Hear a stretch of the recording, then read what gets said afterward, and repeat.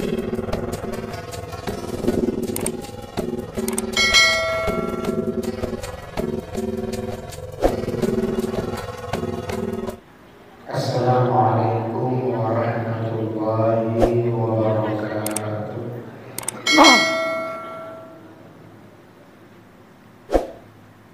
Alhamdulillahi rabbil alamin wal 'aqibatu lil muttaqin wala 'udwana illa 'alal zalimin.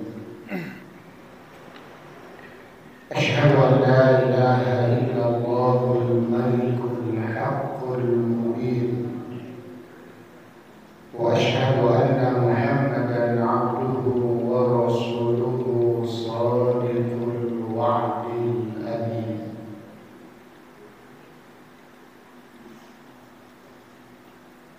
Qala Allah ta'ala a'udzu billahi minasy syaithanir rajim. Bismillahirrahmanirrahim. Ya ayyuhalladzina amanu ista'inu bis-sabri was-salah innallaha ma'as-sabirin. Shadaqallahul 'azim. Biasanya ayat ini kita dengar kalau kita takziah, kalau kita sedang melayat ada yang meninggal, itu terdengar ayat ini. Ya ayyuhalladzina amanu ista'inu bis-sabri was-salah. Kepada yang meninggal, ayat ini selalu diperdengarkan dan selalu kita dengarkan dari ustaz atau dari yang berbicara, dan itu merupakan ayat yang populer di kalangan kita umat Islam, tapi terkadang pengamalannya jarang kita lakukan. Pertama-tama kita bersyukur kepada Allah Subhanahu wa Ta'ala. Salah satu ungkapan syukur itu adalah tatkala kita berdiri di hadapan Allah Ta'ala tegak, setelah kita bersih mengambil air wudhu, bahkan ada yang mandi dulu, ambil air wudhu, lalu kita pakai baju kita, baju yang sesuai dengan tubuh kita, lalu kita menghadap di hadapan Allah. Kita mau sholat sunnah boleh, sholat wajib boleh, Allahu Akbar. Itu merupakan ungkapan syukur yang tertinggi kepada Allah Subhanahu wa Ta'ala. Semakin kita sholat, semakin sering kita tambah, bahkan bukan yang wajib saja tapi yang sunnah juga kita lakukan, maka semakin bagus syukur kita kepada Allah Subhanahu wa Ta'ala. Ayat juga yang populer sering kita dengar, Bismillahirrahmanirrahim, Inna a'tainakal kautsar fasholli, ya, maka sholatlah. Setelah Allah bicara tentang nikmat yang banyak, kehidupan yang diberikan, umur yang panjang, kautsar, maka cara mengungkapkan syukur kepada Allah, fasholli, maka berdirilah dan sholat. Bapak dan Ibu yang berbahagia, tatkala kita berdiri Allahu Akbar, itu merupakan ungkapan syukur yang tertinggi kepada Allah Subhanahu wa Ta'ala. Semakin kita hayati sholat yang kita lakukan, maka semakin dalam syukur kita kepada Allah Subhanahu wa Ta'ala. Di bawahnya ada lagi mengungkapkan syukur itu dengan tawaf. Itu tidak semua bisa kita lakukan dan tidak setiap saat, karena adanya hanya di Mekah, adanya hanya Mekah, di Baitullah, tawaf 7 kali. Jadi kalau seorang yang umrah atau seorang yang beribadah dia tawaf, itu adalah ungkapan syukur kepada Allah Subhanahu wa ta'ala. Semakin kita tawaf, sebenarnya ungkapan itu terima kasih ya Allah atas umur yang Engkau berikan, atas semua hanya diungkapkan dengan tawaf. Sehingga Bapak Ibu, malaikat di Baitul Ma'mur mengungkapkan syukurnya kepada Allah, maka dia selalu membuat proposal kepada Allah. Malam ini dia buat bahasa katanya, dibuat proposal atas nama malaikat A, memohon kepadamu untuk dapat kesempatan tawaf sekali di Baitul Ma'mur. Begitu. Lalu Allah izinkan, dan setelah dia tawaf tidak ada lagi kesempatan sampai hari kiamat. Berarti malaikat itu tidak bisa dihitung. Kepada Ibu yang dimuliakan Allah Subhanahu wa ta'ala, ternyata sholat yang kita lakukan itu sungguh sangat dahsyat manfaatnya kepada kita, baik kejiwaan, sosial, bahkan kesehatan. Oh, tidak main-main. Berdiri, ruku, i'tidal, sujud, bangkit dari sujud, sujud lagi, berdiri lagi, itu subhanallah sangat dahsyat manfaatnya untuk pribadi kita. Sehingga untuk mendekatkan diri kepada Allah melalui sholat bukan cuma yang wajib saja, bukan cuma yang wajib saja, zuhur, asar, maghrib, isya, subuh, bukan terletak di yang 5 itu saja untuk mendekatkan diri kepada Allah Ta'ala, tapi ada sholat-sholat sunnah yang keutamaannya itu sangat besar. Nah, mari sama-sama kita hitung sholat sunnah yang pernah kita lakukan atau mungkin yang belum pernah kita lakukan. Kemarin waktu mahasiswa kuliah dengan saya kan hitung, dan mungkin masih ada tambahan dari itu. Ada 18 sholat sunnah. Kira-kira yang sudah kita lakukan berapa yang dari 18 ini? Kita hitung ya. Ibu, pertama namanya sunnah rawatib. Sunnah rawatib itu sunnah yang mengiringi sholat wajib. Dikatakan rawatib karena dia itu terus-menerus nempel.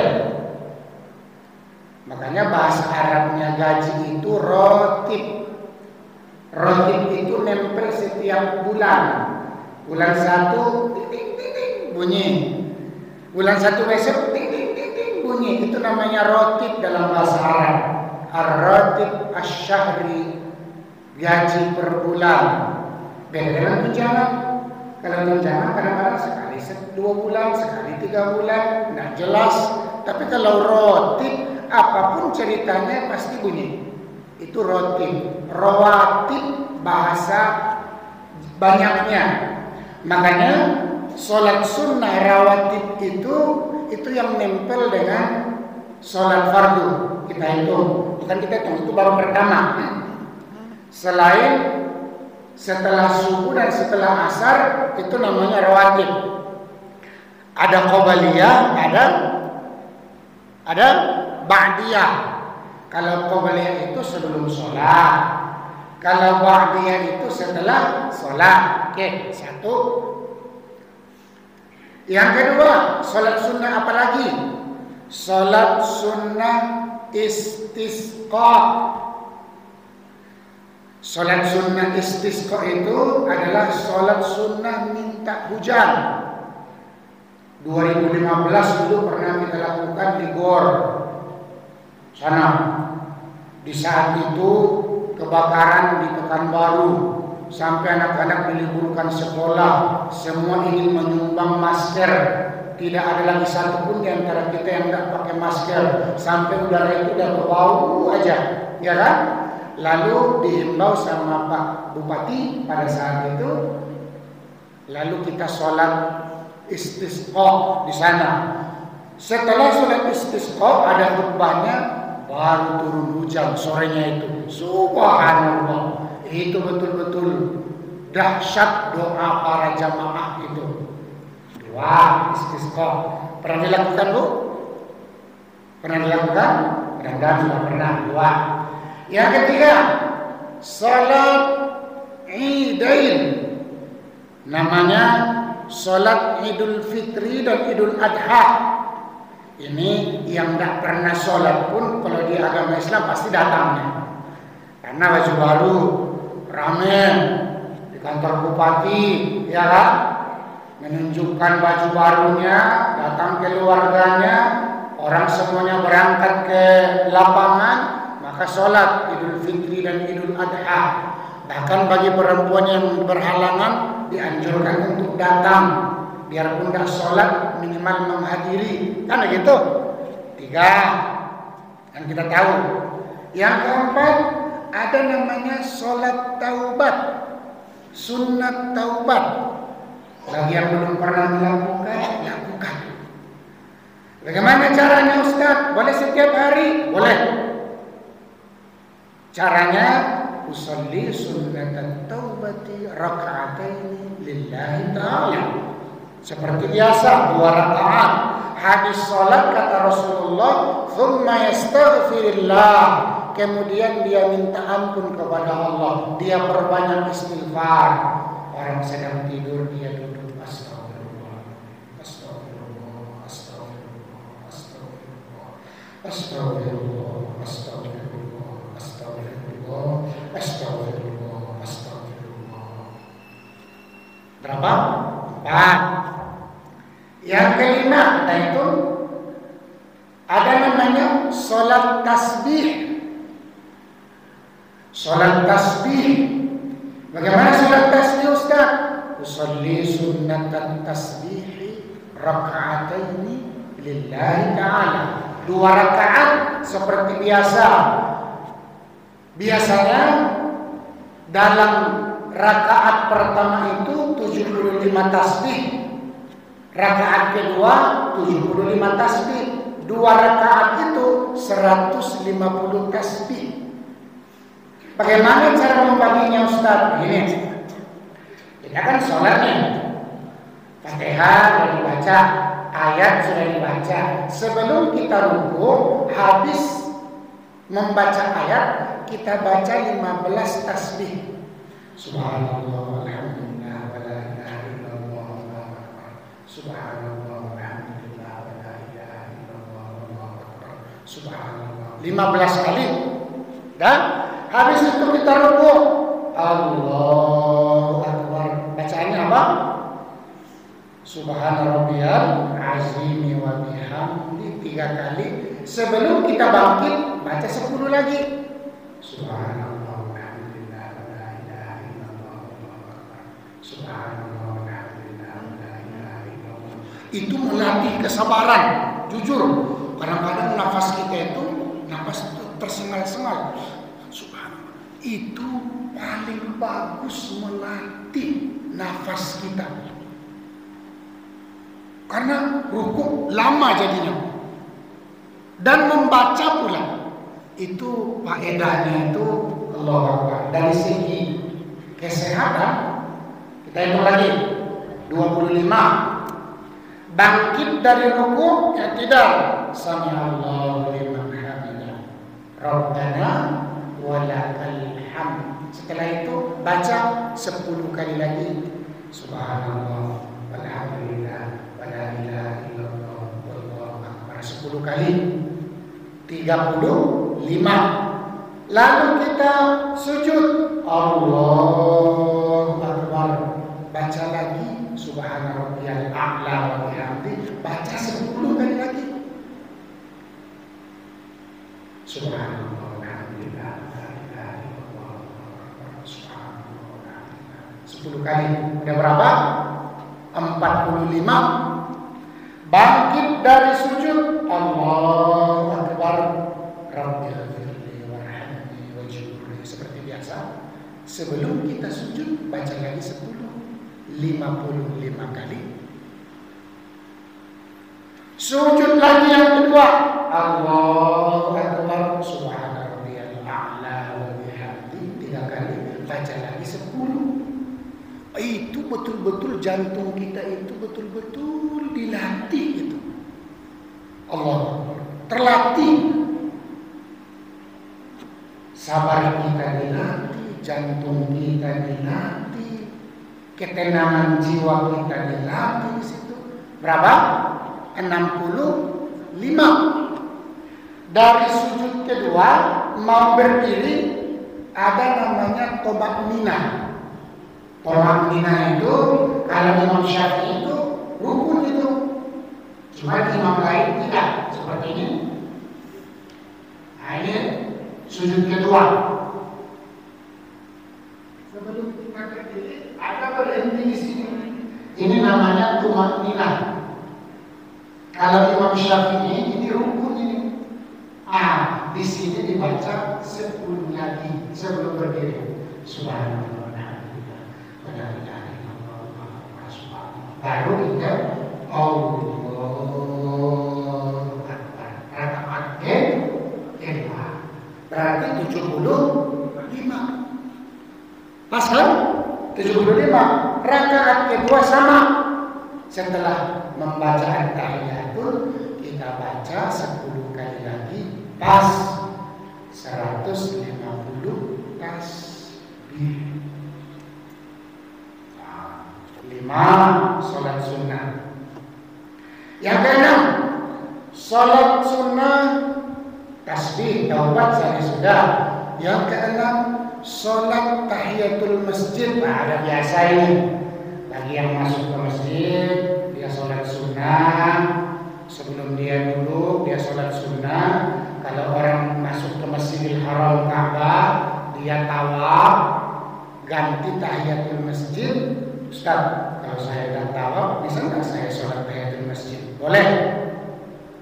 Kalau kita ke Masjidil Haram, nggak kuat setiap saat kita tawaf karena mungkin banyak orang atau segala macam, maka kita ganti dengan tahiyatul masjid. Boleh. 6. Yang ketujuh, sholat duha. Duha itu udah biasa lah kita lakukan. Paling sedikit 2 rakaat, paling banyak 12. Subhanallah. Berarti udah pernah kita lakukan.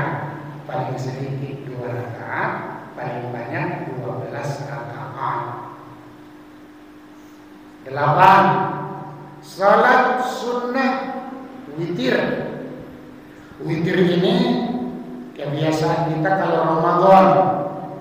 Tapi kalau pada diri Rasulullah, pada diri para Rasul, itu menjadi sholat wajib, bukan sunnah. Maka bagi kita itu sunnah muakkad. Paling sedikit 1 rakaat. Ya kan? Paling sedikit 1 rakaat. Dan kebiasaannya 3 rakaat. Cara sholatnya bisa 1 salam, bisa 2 salam. Itu kesepakatan ulama. Imam Syafi'i melakukannya 2 salam. Boleh-boleh saja. Selanjutnya yang ke-9, sholat tarwih. Sholat tarwih itu di Ramadan kita lakukan. Sholat tarwih. Sholat tarwih itu yang dilakukan ada Ada yang 8, ada yang 10, ada yang 12, ada yang 20, ada itu. Makanya kalau kita sampaikan itu di awal Ramadan, kayak kita di Libya itu disepakati di mana tahun ini kita mau berapa sholatnya. Kadang-kadang 12 tambah dengan 3, 15. Boleh Ustaz, boleh saja. Sudah berapa? 9, 10. 9. Selanjutnya salat apa lagi? Sunat wudu. Sunat wudu, habis berwudu kita salat sunnah. Usolli sunnatal wudu'i raka'ataini lillahi ta'ala. Salat sunnah wudu itu habis berwudu. Kalau sudah lama berwudu itu sudah lewat waktunya. 10. 11. Salat hajat. Usolli sunnatal hajati raka'ataini lillahi ta'ala. Kita butuh kepada Allah. Di tengah malam kita bangun, kita ketok, kita duduk bersimpuh di hadapan Allah. Ya Allah, pada hari ini saya butuh ABCD. 11, 12, salat tahajud. Salat tahajud itu paling bagus itu sepertiga malam terakhir. Sepertiga malam terakhir itu paling bagus. Kalau bisa kita tidur dulu baru kita sholat. Terasa nikmatnya sholat itu. Apalagi kalau yang kita lakukan di sini, habis kita yang iktikaf, tidur, lalu kita bangun, setelah bangun, sholat, habis itu ada muhasabahnya. Tambah rasa itu di hati kita. 12, 13. Apalagi Bu, Pak, saling mengingatkan. Salat istikharah. Bu, salat istikharah itu kalau ada di depan kita dua pilihan, yang dua-duanya itu sama-sama baik. Kalau ada yang buruk satu, ada yang baik, ya usah istikharah. Udah pasti yang baik dipilih. Tapi ada dua di depan saya, dua-duanya baik menurut saya. Lalu kita astaghfirullah, saya minta pendapat kepadamu ya Allah. Pernah nggak kita lakukan? Ya, secara jujur. Biasanya kalau anak muda mau nikah, dia pasti lakukan ini seharusnya. Banyak, bukan cuma menikah, banyak pilihan-pilihan di depan kita yang mesti harus kita pilih salah satu. Harus kita istikharah, dan itu yang terbaik. 12 atau 13? 12, 13. Apalagi Bu? Istikharah sudah. Sholat kusuf, al-kusuf, sholat gerhana matahari. Itu alhamdulillah pemerintah kita itu selalu konsep dengan itu.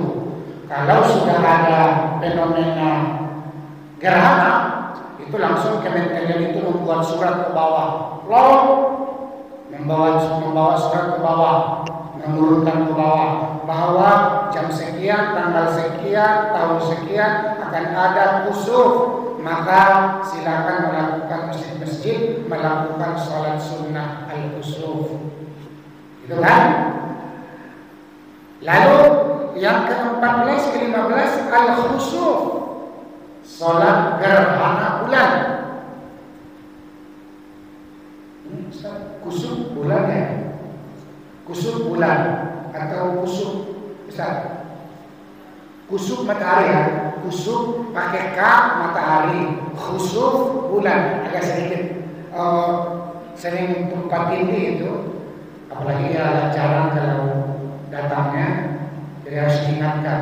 Khusuf al-khusuf itu sholat sunnah gerhana matahari, al-khusuf sholat sunnah gerhana bulan, dan itu alhamdulillah sudah pernah kita lakukan. 15. Nah, sholat sunat syuruk di sini ada sedikit perbedaan pendapat ulama, guru-guru kita.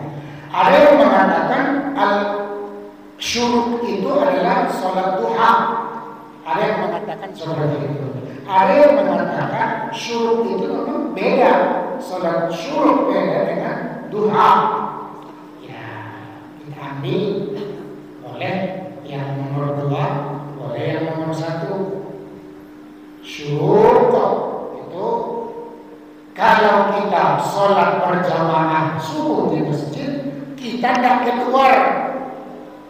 Kalau kita keluar, sarapan dulu langsung sebelum syuruk itu udah lewat itu. Ada apa lagi syuruknya? Harus diam di masjid. 16. Berapa?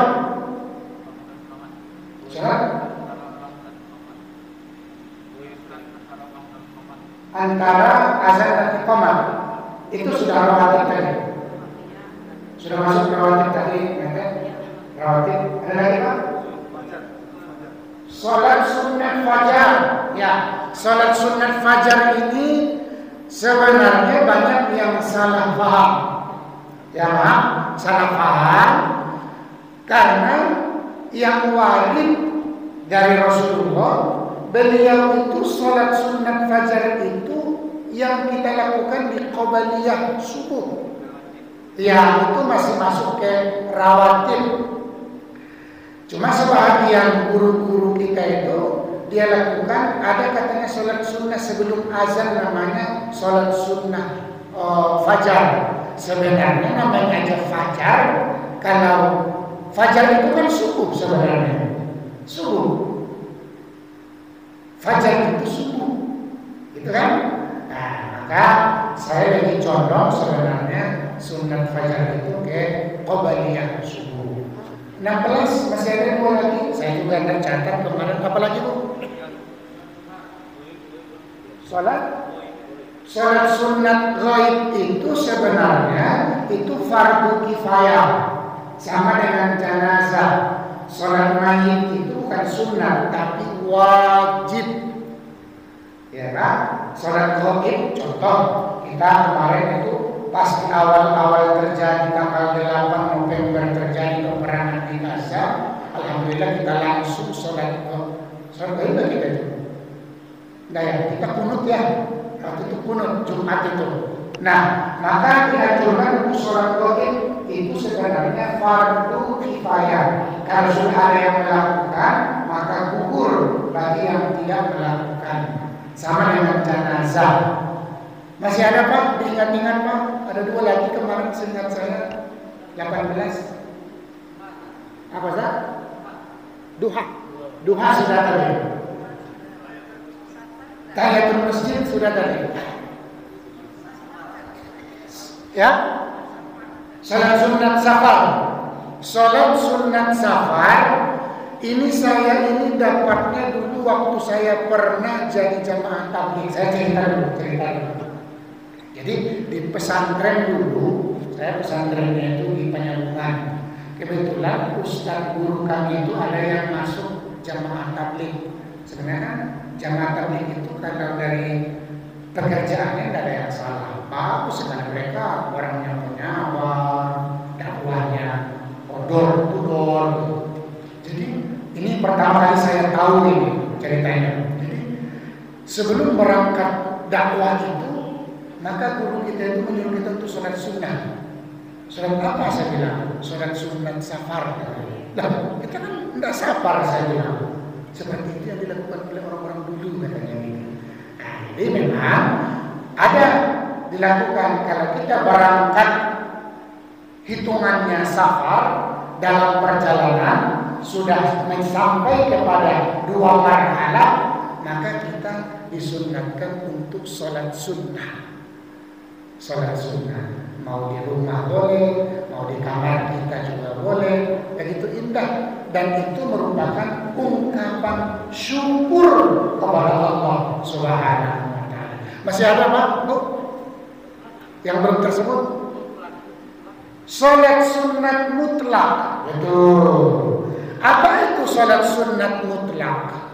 Sholat sunat mutlak itu sholat sunnah yang tidak pakai nama dan tidak pakai waktu. Anda mau sholat sunnah, Allah usolli sholat sunnah, Allah Akbar. Atau usolli sunnat mutlak, Allah Akbar. Tidak pakai nama dan tidak pakai waktu. Kalau waktu kan pakai waktu, duha pakai nama, pakai waktu, istisqa pakai nama, pakai waktu. Tapi kalau mutlak, tidak pakai nama, tidak pakai waktu, sholat aja. Ada Ustaz, namanya sholat sunnah mutlak. Masih ada yang belum tersebut? Saya ingatkan. Nah, Bapak dan Ibu, sholat sunnah yang ini adalah ungkapan syukur kita kepada Allah. Selain yang diwajibkan Allah, ada yang disunnahkan oleh Allah untuk mengangkat derajat kita, mengangkat derajat kita di hadapan Allah Subhanahu wa ta'ala. Seperti yang kita sampaikan tadi bahwa Bapak dan Ibu yang berbahagia, bahwa sholat yang kita lakukan itu banyak manfaatnya. Pertama, mengangkat derajat kita di sisi Allah. Ungkapan syukur kita tertinggi di hadapan Allah. Menggugurkan dosa-dosa kita melalui sholat. Semakin kita sholat, kita tambah sholat kita, apalagi yang sunnah, maka semakin Allah ampuni dosa-dosa kita. Sebab sholat itu adalah media atau cara untuk mendapatkan ampunan Allah Subhanahu wa ta'ala. Ada lagi yang lebih hebat lagi, bahwa sholat itu katanya mendidik kita untuk menjadi pribadi yang tangguh. Oh, ini Pak, kenapa? Karena sholat yang kita lakukan harus kita kita tamak bahwa sholat ini harus berterima. Kita usahakan betul agar sholat yang kita lakukan itu tidak sia-sia. Alladzina hum fi sholatihim sahun. Ya, bagaimana caranya? Nah, itu tadi Pak. Semua kata-kata yang kita gerak-gerik yang kita lakukan, kita resapi. Maka kita latih diri kita untuk tangguh. Ada orang sholat zuhur selesai di inyo 2 menit. Contoh, 4 rakaat selesai di inyo 2 menit. Ada sholat zuhur sampai 10 menit. Beda dong, Pak, Bu.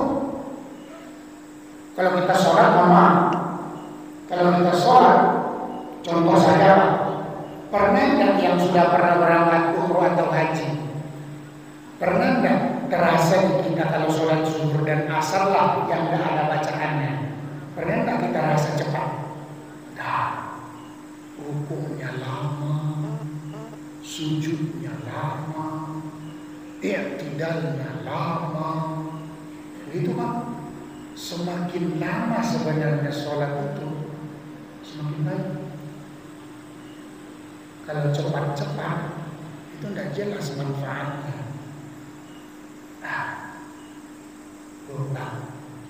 sama dengan sholat tasbih tadi.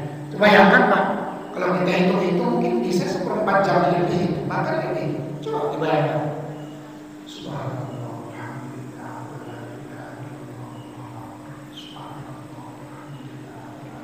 nafas pun mungkin akan tidak teratur lagi, tapi kita tamak untuk menyelesaikannya. Bagaimanapun, makanya kalau dalam buku itu salah satu hikmahnya itu sholat tasbih itu selain mendekatkan diri kepada Allah, dia itu akan tetap istiqomah dalam pendiriannya. Orang yang sholat tasbih katanya, pengalaman ulama-ulama kita, dia akan istiqomah. Dia akan bisa menguasai dirinya. Terkadang kita kan Pak tidak bisa menguasai diri kita. Mohon maaf. Terkadang kita lepas kontrol. Maka cara melatihnya adalah coba kita latih sholat kita. Jangan terburu-buru, jangan tergesa-gesa. Cuma beda, kalau yang imam jangan pula kita imam lama-lama pula sholatnya. Karena seorang imam itu, syarat seorang imam itu yuroi halil makmum. Dia itu harus memperhatikan keadaan makmum. Sudah masuk sholat belum kan? Belum. 27 Pak. Ya, nanti ada pertanyaan. Jadi Bapak dan Ibu, kalau seorang imam harus dia tahu ada yang tua, ada yang nggak kuat pinggangnya lama-lama. Jangan disamakan kalau kita sholat sunnah, ya kan? Kalau kita sholat sendiri, Rasulullah itu dalam riwayat sampai kadang-kadang, ya kan? Rasulullah itu berdarah tumitnya. Itu ada pernah dalam hadis itu, dalam asar itu, bahwa Rasulullah itu kalau sholat sampai-sampai Aisyah itu tertidur, dia bangun, dia lihat Rasulullah sedang sholat. Tidur lagi Aisyah, dia bangun masih sholat. Subhanallah, tidur lagi Aisyah, dia terbangun, Rasul masih sholat. Maka kata Aisyah, ya Rasulullah, kata Aisyah, ya Rasulullah, sudahlah, bukankah dosa-dosamu telah diampuni Allah? Kenapa sebegitunya kau sholat di malam ini? Tidurlah. Apa kata Rasulullah? Wahai Aisyah, afala akun abadan syukur.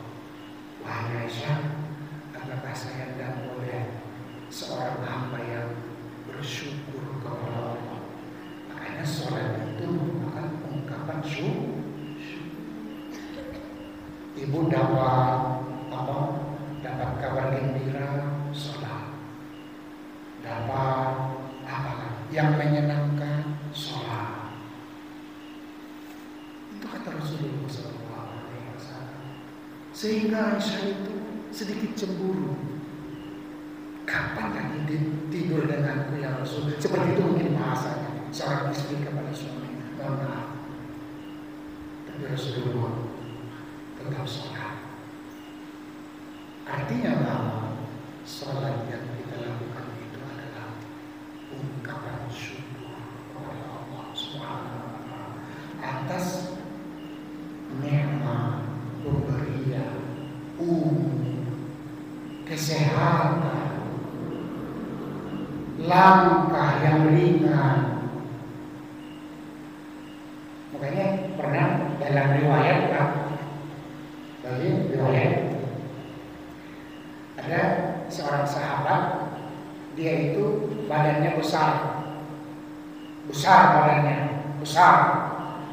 Maka Umar, ada tuh dalam riwayat, Umar itu mengatakan apa katanya? Katanya kepada sahabat itu, semoga gemukmu itu tidak menjadi laknat bagi monaf. Itu kata Rasulullah. Semoga gemukmu itu tidak membawa laknat kepadamu, kata Kenapa? Karena mohon maaf, yang tubuhnya besar akan sulit bergerak,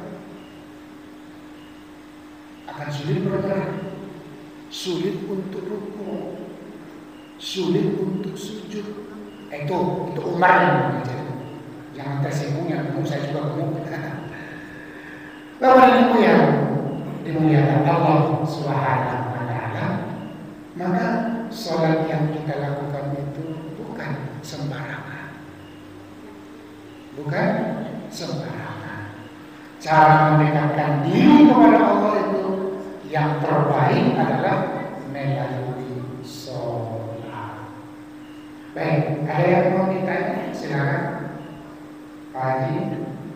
Ya. Waalaikumsalam warahmatullahi wabarakatuh.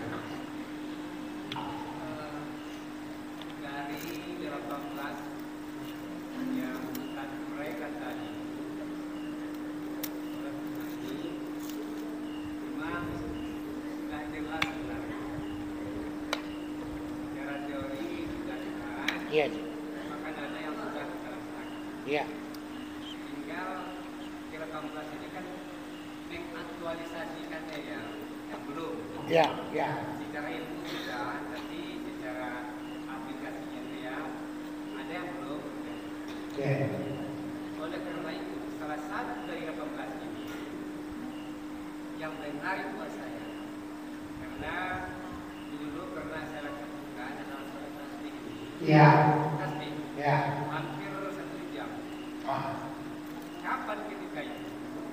Adalah 10 malam terakhir Ramadan. Iya, subhanallah. Jadi begitu kita datang di sini, setelah pulang kita dari tarawih jam 11 kita sholat. Iya. Tasbih untuk kerja atau 1 jam. Tata cara sama dengan tadi. Jadi oleh karena itu, ini saran dari kami sebagai jemaah, Ustaz, di pengelola, ada 2 waktu. Ini maksud saya, saran ini berkaitan dengan sholat tasbih. Ya. Kita aktualkan, kita laksanakan. Kapan waktunya? Ada 2 waktu tadi. Ya. Saran saya pertama adalah orang sibuk dengan malam tahun baru, kita tasbih di sini. Setelah Isya, sebelum witir. Ya. Coba. Ya. Kemudian satu lagi ketika di Ramadan, 10 terakhir. Kita ada 1 malam. Berarti tambah tahajud kita ya. Kan kita biasanya berjamaah tahajud. Yang 1 malam terakhir. Iya. Kita kan tahajud berjamaah di sini tuh. Ya. Berarti sebelum tahajud kita lakukan. Kita begitu datang jam 10. Oh. Jam 11 kembali ke masjid. Oke. Berdiam. Nah. Sebelum kita aktivitas yang lain, Ya. kita tasbih dulu. Bagus. Jadi betul Mas. Jadi gini, sholat tasbih itu dibolehkan berjamaah sama dengan tahajud. Ya. Saya setuju kalau kita coba semalam sekali dalam sebulan kita sholat tasbih di sini berjamaah. Ya. Umpamanya jam 10 malam atau habis sholat isya, ada yang mau bersama, ayo kita sholat tasbih minimal sekali sebulan. Bagus setuju saya. Karena saya pernah baca bukunya. Ya. Kalaupun tidak setiap hari Lakukan minimal 1 kali dalam begitu kata buku saya baca. minimal sekali sebulan. Jadi sangat berhubungan tadi. Makanya Allah itu mengajarkan kita hebat. Coba. Ya ayyuhalladzina amanu ista'inu bis-sabri was-shalah. Ini yang jarang kita lakukan. Wahai orang-orang yang beriman, mintalah pertolongan, bantuan, ma'unah kepada Allah melalui sabar dan sholat. Kita kan Bapak Ibu, ada masalah justru kita jauh dari Allah. Apalagi kalau masalah kehidupan. Kalau musibah baru dekat kepada Allah. Ini manusia, kita manusia ini, kalau ada masalah lari dari Allah. tapi kalau ada musibah baru mendekat kepada Allah. Ini yang menjadi permasalahan. Jadi alangkah baiknya kalau kita minta tolong kepada Allah di saat ada permasalahan hidup melalui sabar dan sholat. Sholatnya apa Ustaz? Yang kita sebutkan tadi. Dari yang 18 tadi coba kita lakukan. Betul Pak, saya setuju. Makanya itulah penjabaran dari ayat yang kita sampaikan. Ustaz, saya sudah sholat Ustaz. Zuhur sudah, asar sudah, maghrib sudah, isya sudah, subuh sudah. Apakah masih ada sholat? Allah. Maka minta bantulah kepada Allah dengan sholat sunnah yang kita sebutkan tadi. Baik, mudah-mudahan apa yang disampaikan sama Pak Haji menguatkan dan kita cari waktu yang tepat, momen yang tepat kita lakukan sholat sunnah tasbih imam kita ada di sini. Terima kasih. Subhanallah wa bihamdika asyhadu an la ilaha illa anta astaghfiruka wa atubu ilaik. Wassalamualaikum warahmatullahi wabarakatuh.